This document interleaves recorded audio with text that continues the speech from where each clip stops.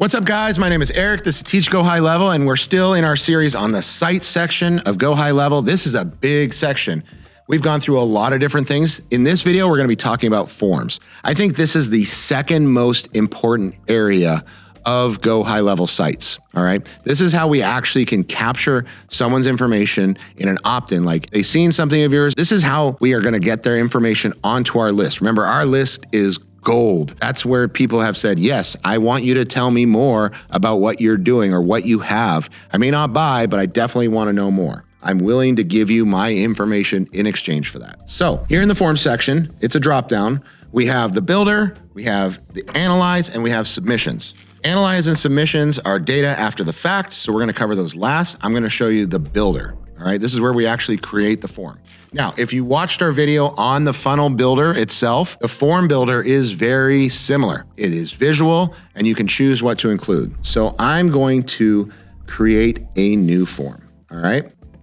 Now, again, you have the option to choose from templates that they've already made or start from scratch. I'm gonna start from scratch because the elements are no different. It's just some of the work is already done for you. So we're gonna start from scratch. And the first thing that we're gonna do is we're gonna name our form. So we're gonna call this form website opt-in, all right? Form primarily is about custom fields and being able to pull those in so that data is filled out in your customer information section. So by default, it's gonna give you a couple of fields, but maybe none of this applies, okay? Here's what's available to you already. You can capture a full name, which is where they would write out their whole name. You can ask them for just their first name or their last name separately. You can ask them their date of birth, phone number, email. You can put in a button. This is usually the last thing to trigger submitting the form. You can sell products on here and even collect payments. Maybe it's as simple as someone wants to book a call with you and then go to a calendar booking, or maybe they want a little PDF or whatever. You don't have to build a whole funnel page. You could just create a form and embed it on an existing website and collect payment. Then there's address stuff that you want to collect. So you can collect as much or as little as you want. Just a quick difference between these, all right? With the address one, with address, you can have it auto-complete the address for you. So all of these, you're just going to drag and drop them in here. You can have this box where it will search via Google and fill out everything else for you. Remember, all of our settings and advanced settings are over on the right-hand column. This is the auto-complete address. You can choose to have this on or off.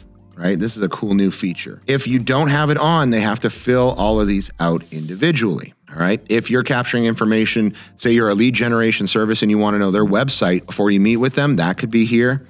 You can also add headlines and text, a list in there.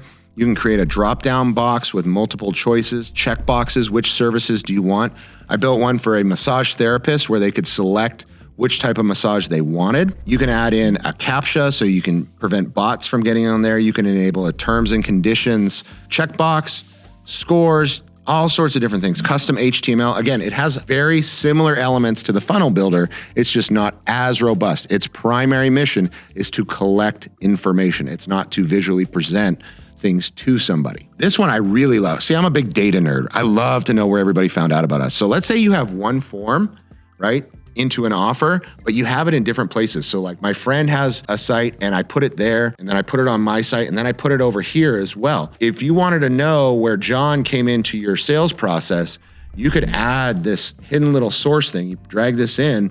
They're not going to see this, but when you click on it, you can add the source of where they came from. So you would make one form and then duplicate it 2 or 3 times and put, okay, this is my website. This is this place. This is this place.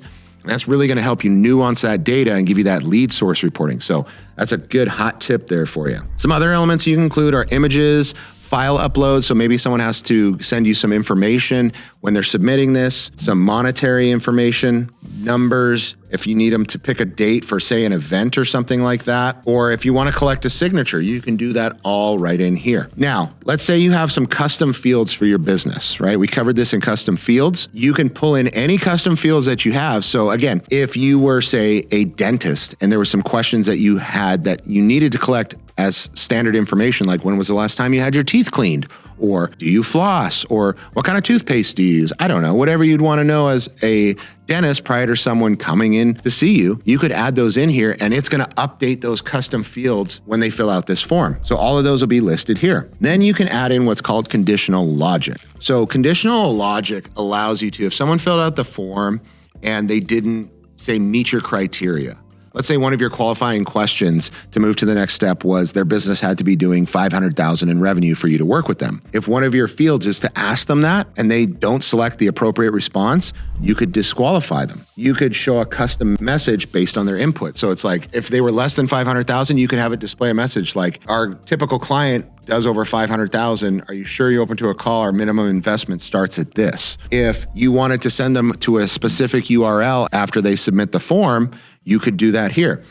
Remember from the Funnel Builder section when I put a form in our page and I was able to select what to do and it said use action from Funnel Builder? That's what it's talking about here, all right? This is where you can control that, all right? You can also do that with the button. This is a newer function. Last is when someone submits the form, what should happen? Do you want to auto respond back to them with an email? Maybe you do that with an automation. You could totally do that. Or you could just have it quickly send them something back with the subject line, with the reply to email and their name. You could have an email notification go to a specific user that's like, hey, this form was just filled out. You need to do this. Again, everything here you can do in an automation, but even more robustly, all right? So you don't have to use this section. Similar to the funnel builder, you have a version history, undo, redo, and then styles and options, all right? So if I don't have a specific element selected, it's gonna show me my styles and options for the form as a whole. Do I want it to be a single column form, 2-column form, a single line form? How can I adjust the size and the spacing and the padding and all that? Colors and backgrounds, miscellaneous, all that's right here, all right? You can use different color themes if you want. And then your options are what happens on submit, right? So when the button is clicked, take them to a URL, an order confirmation, a message. Again, if you're using this in a funnel, it will be overridden by what you choose in the funnel. You could put in your pixel ID if you wanted to send an event to Facebook Pixel. On page view, if you're not familiar with pixels, you can ignore all this. You don't have to set up anything in here. And then form settings. This one's really important, especially for those of you in Europe. Couple of things to note here. Enable time zone. Does it matter to you that they see things in their time zone? Yes or no? Do I need to use GDPR compliant font? Am I selling or marketing in Europe? Question for you. Last is sticky contact. Sticky contact is really cool, but I've also had some problems with it. I'll give you some examples. What sticky contact does is kind of like a cookie. It recognizes who it is if they've opted in before or they've bought from you before and they haven't cleared their history. It will autofill their information that you already have in your database, smoothing out their process. Instead of them having to sit there and type it all out and everything, you can just have it autofill for you. Now, if you have, say, a sales team, right, that takes information over the phone and fills out a form or a checkout form or anything like that, I highly, highly, highly recommend that you don't use sticky contacts, because here's what's going to happen. I found this out the hard way. They're going to fill out the new customer's information, but because they did the other customer's information, it's going to check them out under their information. So be very careful, or at least selective, of how you use sticky contacts, all right? Because it can cause logistical problems for you. But it's also super powerful if you want to speed up the process. If I want to edit the settings for a specific element, I'm going to click on that element or that field, and these are my options. I can relabel it. I can change what it actually says above it. So here it says first name, first. I would change it here as well. See how it starts to disappear? So I've changed the placeholder and I've changed the title. Even though it's gonna fill out the first name field, that's not gonna change because that's right here. I can also, is this a required field or do I wanna hide this? When I'm all done setting up my form, the last thing I wanna check is my button. In my button is where I get to change the text of it and what happens after they're done. Button first gets put on there, you fill it all out, and then if you're happy with all of it, you click out of that and your options, you go on submit. What do I want to have happen when they hit that button? Make sure you have that set up properly, because you may utilize this form outside of just a single funnel page. You might have it in multiple places. So build it for both scenarios. Build it the way you're going to generally use this form. If someone just went to that form and filled it out, because it's going to have a URL that you can send to people. But also when you're using it in the funnel builder, make sure that you select, what do I want to have happen when this form is filled out on this page? You can preview your form and see what it's going to look like. So I'm going to hit preview. And once I have a domain connected, I can literally grab this domain name and send it to people if you just want them to fill out the form. Like, hey, it was great talking to you. You can just skip all the other steps. Just go ahead and fill out this form. And there we go. So here's how my form is going to look. All right, going back. Now, let's say you wanted to integrate this form. You may have a traditional WordPress site, but you want this form to capture information and put it into your CRM and kick off a whole bunch of automations. All right, this is where you can do that. So you can have it show up 4 different ways. You can have it as a sticky sidebar, a polite slide in, a pop-up, or inline in your page.